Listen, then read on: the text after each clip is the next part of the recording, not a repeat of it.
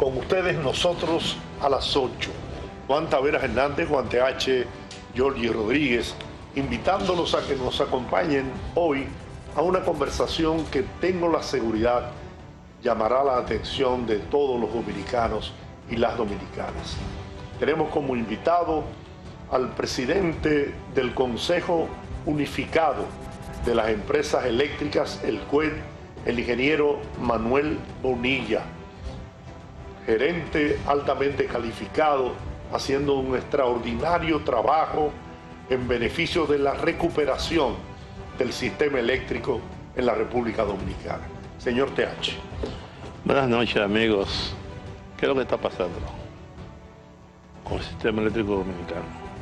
Que otra vez se convierte en un foco de atención y otra vez la oposición política se aprovecha de ello para decir que no se ha hecho nada, que no se está haciendo nada. En realidad, ¿qué es lo que está pasando? Porque, mire, los apagones habían desaparecido. Por lo menos en mi sector, yo tenía tiempo que no veía un apagón. Sin embargo, de un tiempo a esta parte se han hecho más o menos frecuentes. ¿Qué es lo que está pasando? Realmente, ¿cuál es la explicación? Cómo no. Ante todo, buenas noches, Juan, buenas noches, George. Muchas gracias por invitarme a este tan listo programa. Es un placer estar acá compartiendo con ustedes y con toda su teleaudiencia.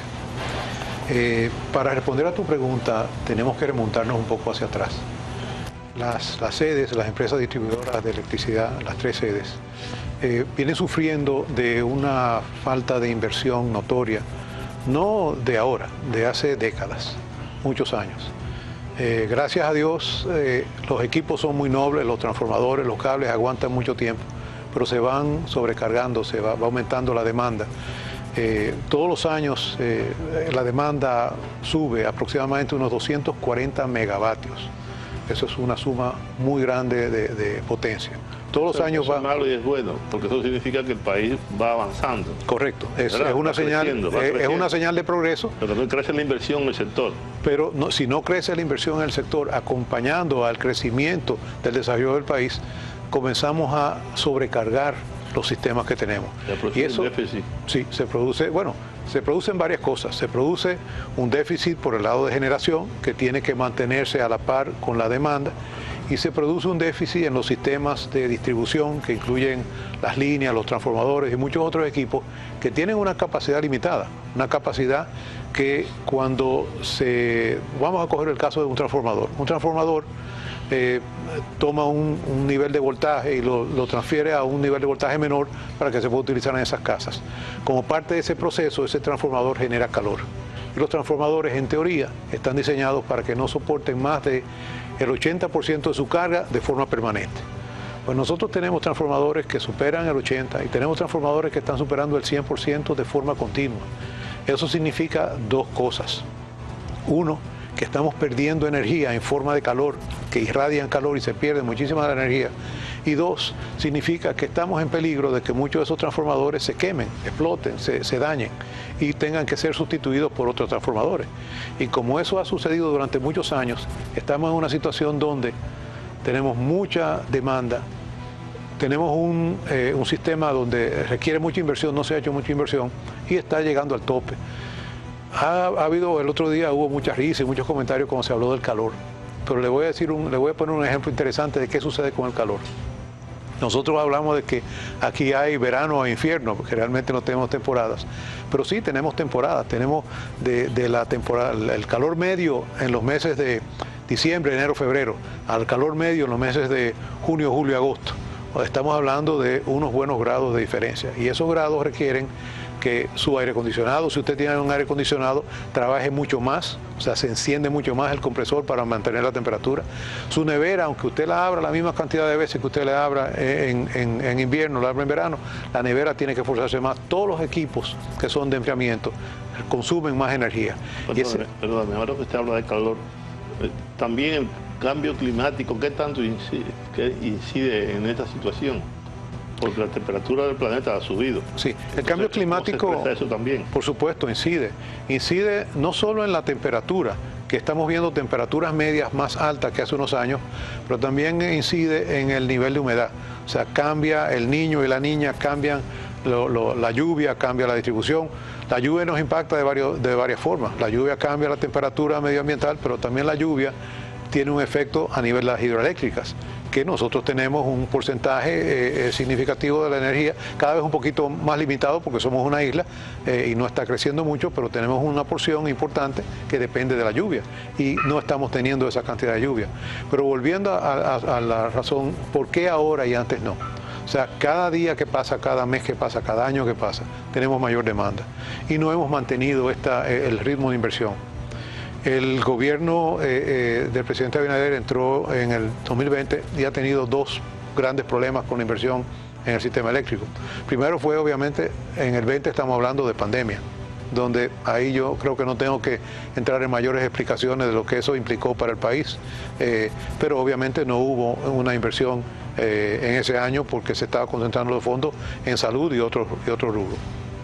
Y el año pasado, el año 2020, nosotros nos vimos afectados por algo totalmente exógeno. La guerra Rusia-Ucrania causó que todos los combustibles, especialmente el gas licuado, el gas natural licuado, todos los fósiles subieran sustancialmente. Para decirle algo, las EDES tenían un precio medio de compra, o sea, el promedio de los distintos tipos de energía promediaba 11 centavos y medio en enero del 2022. Al cierre del 2022 estábamos entre 18 y 18 centavos y medio. Porcentualmente eso es una barbaridad y representó una cantidad enorme de dinero que el Estado tuvo que aportar para poder mantener el mismo nivel de generación que tenía el año anterior, pero a un costo sustancialmente mayor. Entonces fue... Eso agrega usted el subsidio a los combustibles que hizo el gobierno para impedir que la población pues comprara gasolina, gasoil, etcétera, a precios exorbitantes. Sí, todo eso se vio. Entonces, ese año, ¿qué sucede? Obviamente, si el gobierno está gastando 600 millones de dólares aproximadamente más en dinero, que de eso las sedes que vieron, nada, lo tomamos, lo pasamos a la generadora lo queman en combustible y vemos energía, pero como inversión no hubo. ¿Cuál es el nivel de satisfacción que en este momento rinde, a pesar de los apagones como consecuencia de averías? ¿Cuál es el nivel de satisfacción que tienen las distribuidoras en este momento? Bueno, si por nivel de satisfacción me preguntas qué porcentaje de la demanda estamos supliendo, es una pregunta muy interesante porque ese es un cambio también que está relacionado a la pregunta, Juan, que tú hiciste al principio. ¿Por qué ahora estamos viendo esta situación que quizás antes no veíamos tanto? A partir de agosto del 2020, el presidente de la República toma la decisión de que la energía, como se ha declarado anteriormente, inclusive a nivel legal, es algo necesario, es algo que parte de la dignidad, es algo de la vivienda digna. Y se decidió aumentar el suministro energético que había antes del 2020, que era de aproximadamente un 83 a un 85%.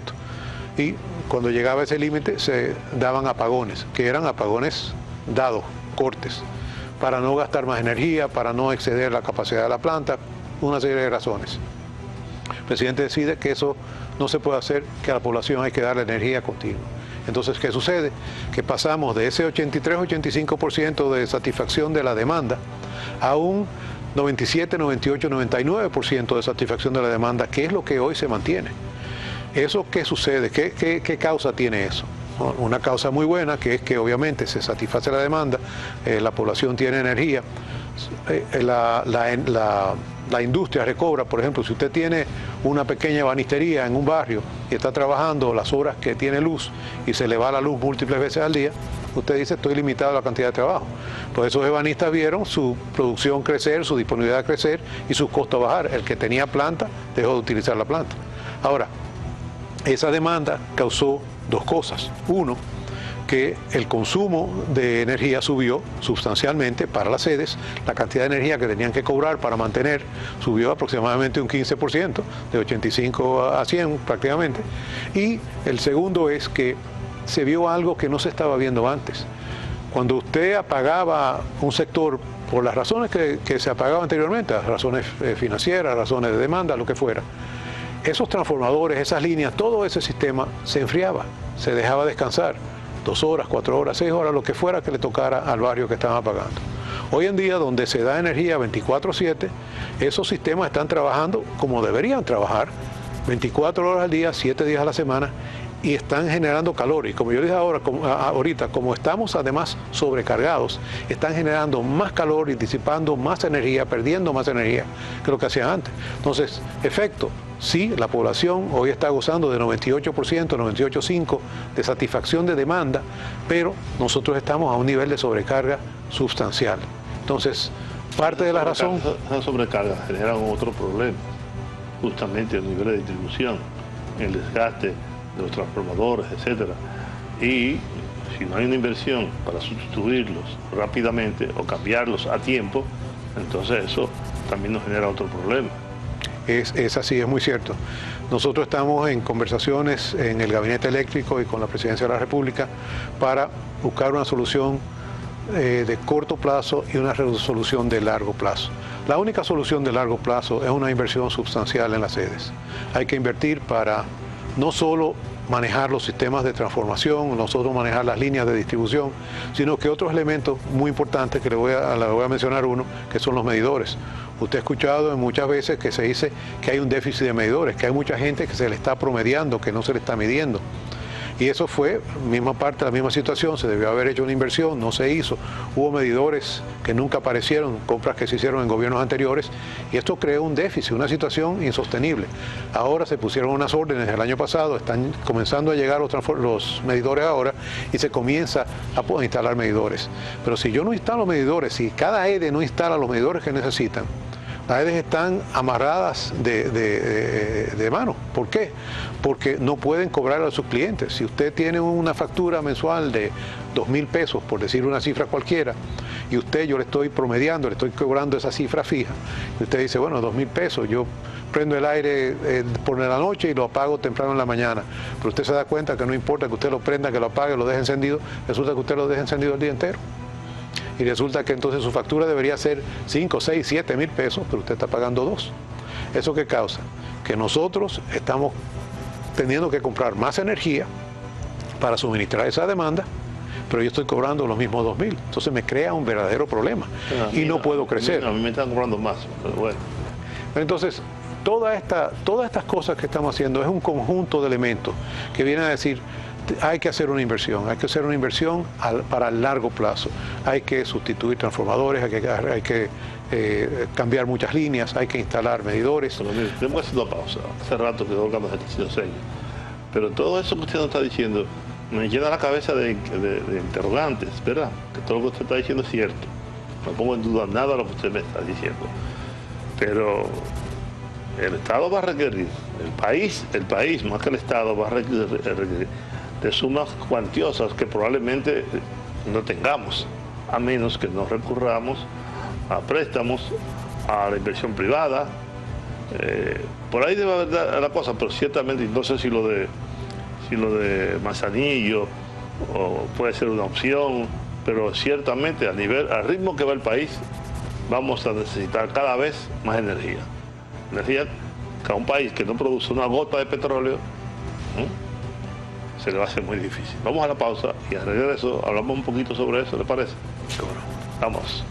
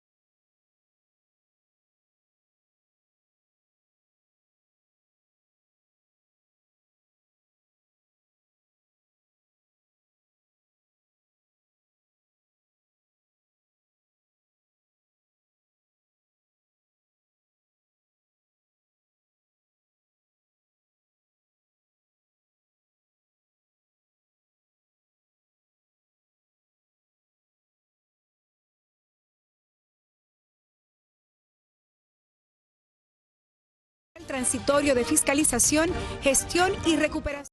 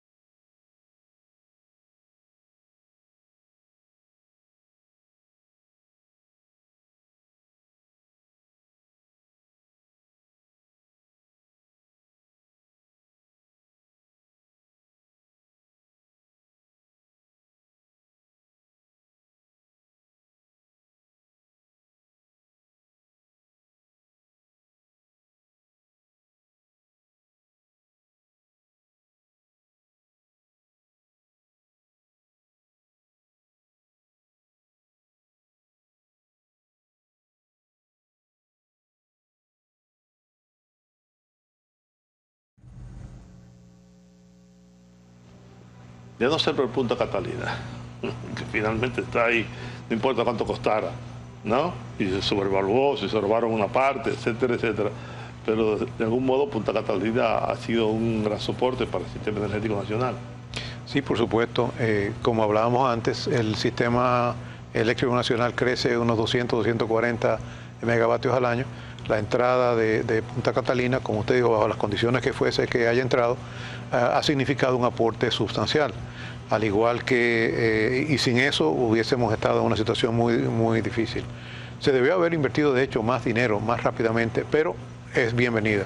De hecho, ahora se firmaron el año antepasado y entraron en función el año pasado 2 plantas, y de hecho este año, a principios de este año, la planta SIVA y la planta Carpowership, que fueron 2 plantas que se compraron bajo situación de emergencia y que han sumado unos 400 megavatios adicionales. Hay un par de plantas más que están en construcción y se firmó recientemente el contrato de Manzanillo, que son 800 megavatios en la bahía de Manzanillo, que están programados para entrar a finales de 27, principios de 28.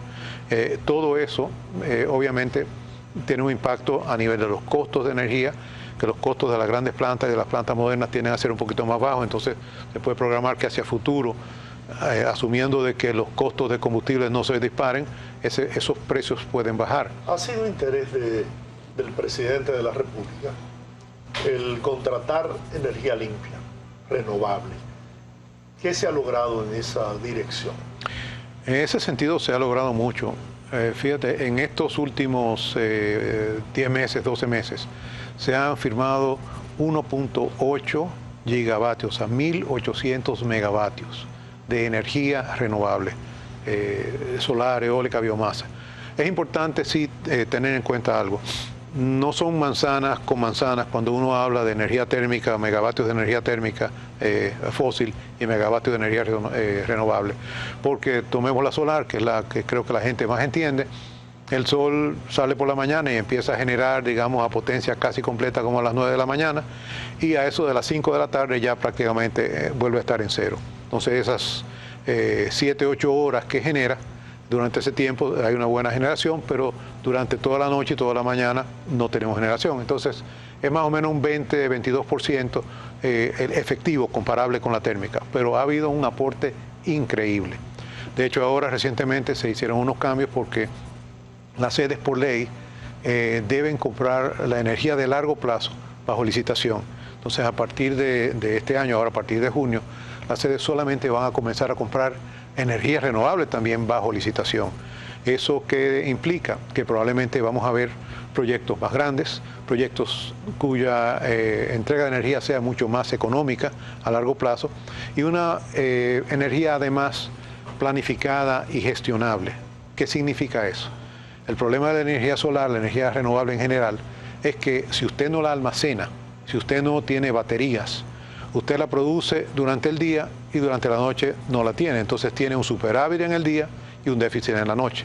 Los proyectos nuevos, todos ya por ley, van a venir con baterías para que la energía en exceso que se produce en las horas diurnas se pueda almacenar y transferir hacia las horas nocturnas, que es de hecho donde ocurre nuestro pico de demanda. Ahora, Giorgi me ha dicho, que yo no sé absolutamente nada sobre este tema, que no ha aumentado la tarifa. Sin embargo, la percepción, y más que la percepción, la realidad, es que mi factura llegó más alta. Y estuve leyendo que Protecon, todas las solicitudes, la mayoría, más de un 80%, se refiere a quejas de los usuarios porque le ha subido la... Giorgio dice que no es la tarifa, ¿verdad? Bien, no sé qué nombre ponerle a eso, pero ciertamente yo estoy pagando más de lo que pagaba antes. Y tengo bombillas de bajo consumo, aire acondicionado de bajo consumo, inverter, etcétera, etcétera, y sin embargo estoy pagando más. ¿Qué es lo que está pasando? Me alegra que me haga esa pregunta porque es muy importante que su teleaudiencia entienda qué hay detrás de eso. Efectivamente, como dijo Giorgi, la tarifa no ha subido. ¿Qué es la tarifa? Es el precio que se cobra por kilovatio hora. Es el precio unitario. Eso no ha subido, no se ha variado. Pero ¿qué sucede? Al principio del programa hablábamos de cómo ha aumentado la demanda y hablábamos del calor. Cuando en los meses de verano sube la temperatura, ese mismo aire acondicionado que usted tiene de bajo consumo, le consume mucho más, porque necesita hacer más esfuerzo para bajar la temperatura. En vez de 25, 26 a 22, 23, de 30, de 29, tiene que hacer mucho más trabajo y cuesta más, consume más. Entonces está gastando más kilovatios hora y por tanto el precio final de su factura, usted lo ve que sube, es más alto. O sea, no es negar lo que dice la población, tienen razón, su factura le sube porque le sube el consumo. Igual la nevera. Además hay una escala tarifaria también. Sí, y voy a entrar en eso. La nevera, por ejemplo, que uno dice, mira, es que yo no la topo, yo tengo la misma nevera que tenía hace un año. Pero en verano la nevera le consume más porque tiene que hacer más esfuerzo. Entonces, algo que acaba de mencionar Giorgi es muy importante. La tarifa, los gobiernos han diseñado algo para subsidiar a la población, una política de subsidio. Incluso que yo interrumpa, y a Giorgi también. Pero si eso es así, y se firmó un pacto eléctrico, y lo firmaron todos, es un pacto, todos lo firmaron, todos los sectores, porque una parte de los que firmaron ese pacto andan hablando pendejadas. Bueno, esa es una pregunta que yo no le puedo responder. Eso queda en el imaginario de cada uno de sus televidentes. Pero lo que sí le puedo decir es que el consumo aumenta, y al aumentar el consumo, no porque usted lo esté usando más, sino porque el aparato requiere más, le aumenta su factura. Entonces, la pregunta que hizo Giorgi es habla de las escalas. Hay un subsidio gubernamental, un subsidio social, para que la población más carenciada pueda comprar energía más barata. pero eso tiene una serie de escalones. Los primeros 200 kilovatios hora cuestan a un precio mucho más barato, y inclusive antes de eso está el bono luz, que son que los primeros 100 kilos, si usted tiene bono luz, es un subsidio total del Yo solo pedí a George y no me lo quiere dar. Él es duro, síguese lo pidiendo. Entonces, el asunto es que esos escalones, según se va consumiendo más cantidad de energía, la tarifa, el costo unitario por kilovatio hora va subiendo. Y eso se maneja, pero hay un último escalón, que es el escalón que llega cuando usted sobrepasa los 700 kilovatios hora por mes. Cuando se sobrepasa los 700 kilovatios hora por mes, hay un salto grande, no tanto porque sea más grande que los otros, sino porque se entiende que si usted consume esa cantidad de energía, usted no necesita un subsidio que está destinado a las clases menos privilegiadas. Y entonces toda su factura, desde el primer kilovatio hasta el del 700 en adelante, se le factura al precio normal. Entonces hay personas que están justo antes de los 700, consumen un poco más, se meten más allá de los 700 y ven que su factura le da un salto grande.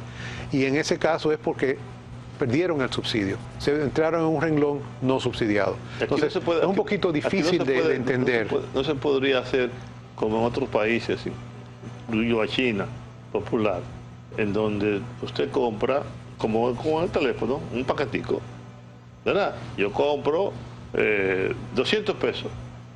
Cuando se me acaben los 200 pesos me quedo sin data. Sí, eso que usted propone tiene el mismo nombre que tienen los celulares, es prepago. El prepago. Y de hecho estamos moviéndonos de forma acelerada ahora con los nuevos medidores a irnos hacia prepago. ¿Por qué? Por eso mismo, porque le evita sorpresa. Usted dice, yo puedo gastar 500 pesos, yo le cargo 500 pesos. Necesito 200 o 500 más, usted lo carga. Pero no le viene de sorpresa una factura que yo no sabía que yo estaba consumiendo tanto, y le llega una factura mucho más alta, que entonces se complica a final de mes usted poderla pagar. Entonces, por eso la solución de prepago, al igual que en los celulares, es una solución de muchas ventajas. Y obliga a la gente también a economizar. Sí, apágame ese televisor, que he hecho la mierda, que tú no ves que me está consumiendo mucha luz. Sí, usted sabe, usted mide lo que está consumiendo, y yo creo que esta entrada significativa a nivel de volumen de irnos a prepago es beneficiosa. Y déjeme decirle que el prepago también se utiliza, no es un asunto de clase social. Hay mucha gente que dice, no, es que yo simplemente quiero controlarlo, yo quiero saber lo que me va a costar. Y también hay grupos, por ejemplo, usted sabe que el turismo está creciendo exponencialmente. ¿Qué sucede? Que hay mucha gente que tiene las casas que alquilan, que las colocan por Airbnb, varias de estas empresas que se dedican a eso. Y anteriormente... y hay muchos hoteles que automáticamente usted sale de la habitación, se apaga todo, ¿sí? Y cuando usted tiene que, la tarjetita para abrirlo, usted la tiene que poner para que cuando usted no esté y se lleve la tarjetita, se apague el aire. Pues estas residencias que se alquilan han dicho, muchas de ellas están diciendo, óyeme, yo quiero un medidor prepago. ¿Por qué? Porque yo le digo a la persona, mire, yo te alquilo la casa con 100 kilovatios hora. Si tú decides que tú vas a dejar los aires prendidos y tú vas a dejar todo encendido, entonces mira, se te va a pagar, se te va a agotar lo que yo te dije y tú tienes que recargar. Entonces es algo que tiene muchas formas de uso y no es un asunto para una clase social, es para realmente que cualquiera que quiera controlar su factura y que quiera saber y poner tope, lo pueda hacer de una forma sin ningún tipo de problema y a exactamente el mismo costo que le cuesta la energía además es una forma convencional. De poder focalizar también el subsidio a los más necesitados. Por supuesto, por supuesto. Y es necesario que las sedes se tienen que mover en varias direcciones. O sea, como le dije, hay planes ahora a corto plazo para resolver parte de la problemática que tenemos y planes a largo plazo que sí requieren inversión. Y esas decisiones de qué tipo de inversión se van a hacer, si van a hacer préstamos, si van a hacer inversiones privadas, son decisiones más bien a un nivel político que va a haber que tomar, pero se requiere una inversión significativa. Eso ahora implica la privatización del sistema. No, mire, la privatización, se habló de eso hace unos años. Sí, por eso lo digo. Y creo que eso quedó engavetado, que eso se pueda sacar en un futuro o no, ya eso son políticas de gobierno que no atienden específicamente a las sedes. Pero lo que sí estoy de acuerdo con usted es que se requiere una inversión sustancial para poder lograr la mejora a largo plazo de las sedes. Ahora, dicho eso, en el interín hay ciertos paliativos que se están tomando, medidas que se están tomando. Una de ellas fue la contratación adicional ahora de brigadas que se están lanzando a la calle. De hecho, el día de ayer por primera vez se mandaron 33 brigadas a Villamella, que ha sido una de las zonas más afectadas. ¿Por qué más afectada? Por varias razones. Villamella, por ejemplo, tiene sus transformadores a plena capacidad. Villamella tiene además 2 circuitos de Villamella, de los grupos eléctricos, que están siendo restaurados completamente, y eso conlleva que 3 veces a la semana le tengan que suspender la energía por 6 horas durante el día para poder hacer los trabajos eléctricos, porque eso no se puede hacer con la energía encendida. Entonces, y han tenido una serie de fallas, una serie de problemas, y el día de ayer se mandaron 33 brigadas a atender a Villamella para cambiar, mejorar la capacidad de respuesta, cambiar los transformadores que estaban quemados, resolver las averías individuales que hay en las distintas casas. Y eso es una decisión que se tomó con la Presidencia de la República. ¿Cuál ha sido la inversión para la contratación de todas esas brigadas adicionales? Mira, solamente en las brigadas hay unos 600 millones de pesos adicionales para reforzar las brigadas en el área de este. Estoy hablando de una de las 3, son 3, que es la que más golpeada ha estado, para poder llevar el nivel de servicio a un nivel aceptable, y porque hay una cosa que no hemos hablado hasta ahora, que es la calidad de servicio. O sea, tenemos que ir a una pausa, ingeniero. Sin embargo, por todo lo que usted está diciendo y por algunas cosas que me ha dicho Giorgi, que no habla mucho y debería hablar mucho al respecto, pero yo creo que hay un nivel de deficiencia en la comunicación de ustedes con la población, porque muchas de esas cosas que usted está diciendo bien pueden decírmela a mí como usuario, decirme, ATH, la tarifa no subió, lo que está pasando es esto y esto, y así sucesivamente. Villamella está siendo tan golpeada, las razones son esta y aquella. Yo creo que una tarea pendiente en el gobierno, en todo el gobierno, sigue siendo la comunicación, en un mundo que está interconectado de manera extraordinaria como es este. Pero bueno, de eso podemos hablar un poquito más adelante. Tenemos que hacer la pausa. Regresamos inmediatamente. No nos cambie.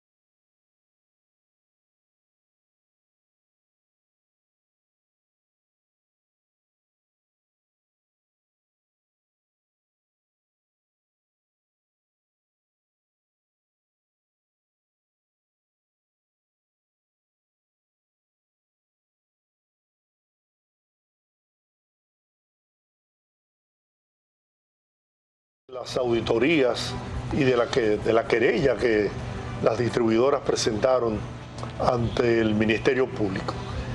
Y hasta el momento no se ha visto ninguna respuesta a la misma.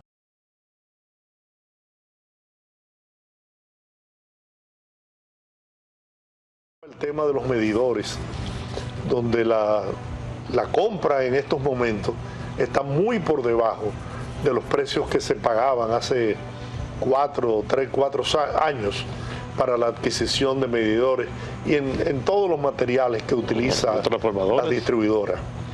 Entonces, ¿cuál es la situación de esa querella sometida por las distribuidoras?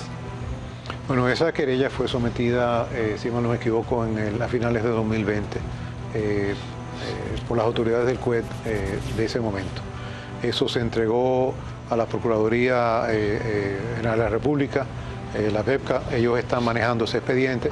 Obviamente las sedes están constituidas como parte en esa demanda, pero realmente el manejo del expediente es algo que está fuera de nuestras manos y estamos atentos a ver cuándo eso se va a llevar finalmente a los tribunales, en la esperanza de que realmente las sedes puedan recuperar parte de esa pérdida que tuvieron y sobre todo que se esclarezca todo lo que sucedió en ese momento. Pero no tengo mucha más información que eso, como digo, porque no está en nuestras manos. Ya no hay apagones financieros.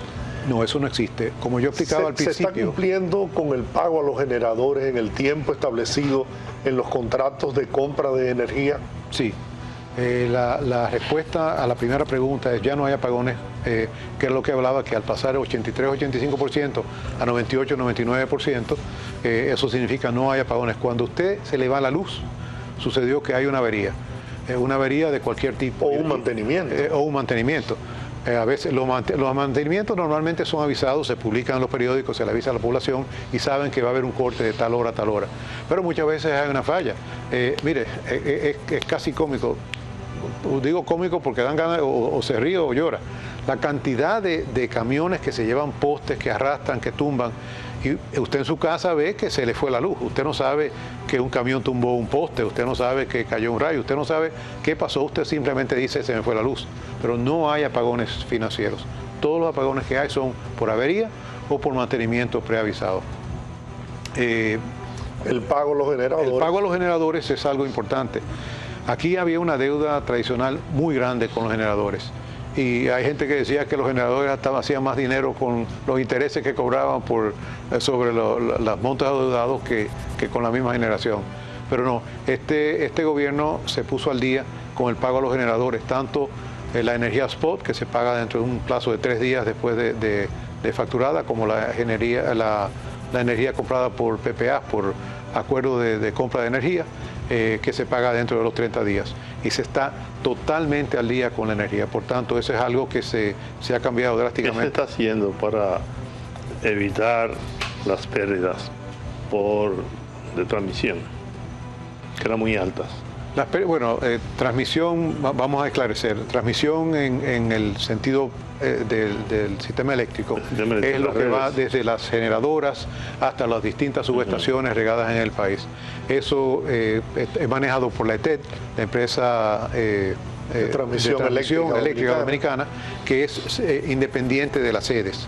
Ellos están haciendo un buen trabajo, tienen la misma situación, necesitan también crecer, inversión. Esta lluvia que hemos tenido inducida de proyectos renovables, inclusive, está causando una saturación de la capacidad de las líneas de transmisión. O sea, porque es que todo crece, todo tiene que crecer las líneas de transmisión, tiene que crecer la cantidad de generación, las plantas generadoras, y tienen que crecer las EDES y su capacidad. ¿Y el robo de energía ha disminuido? Mire, el robo de energía no ha disminuido, y de hecho hoy inició un plan entre la PEGASE, que es el segmento especializado de la Procuraduría para manejar la parte eléctrica, y EDESTE. Ellos trabajan de hecho con las 3 sedes para perseguir eso más y para crear programas un poquito más focalizados. Nosotros tenemos un nivel de robo durante los años, no ahora, por muchos años, muy alto, y eso hay que disminuirlo. Hay colegas suyos que son expertos en el diseño de torres, de edificios muy grandes, y tiene un diseño de robo de energía. No, definitivamente le digo que el robo no es un asunto. El robo no es un asunto de clase social ni es un asunto de segmento. Hay robo en las clases más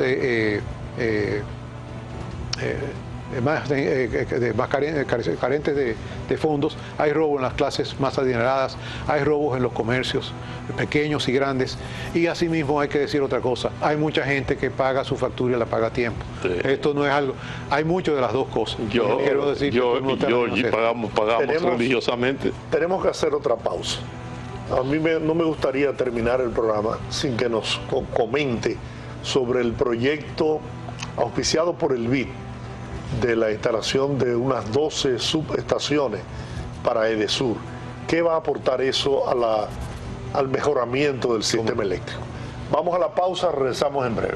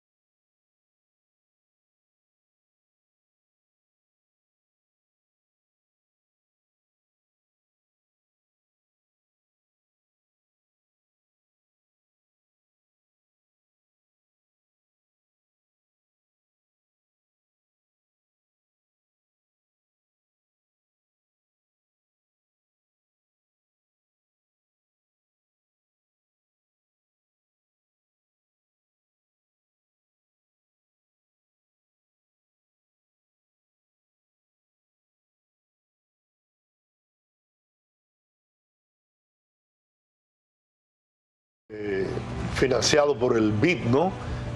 ¿Qué va esto a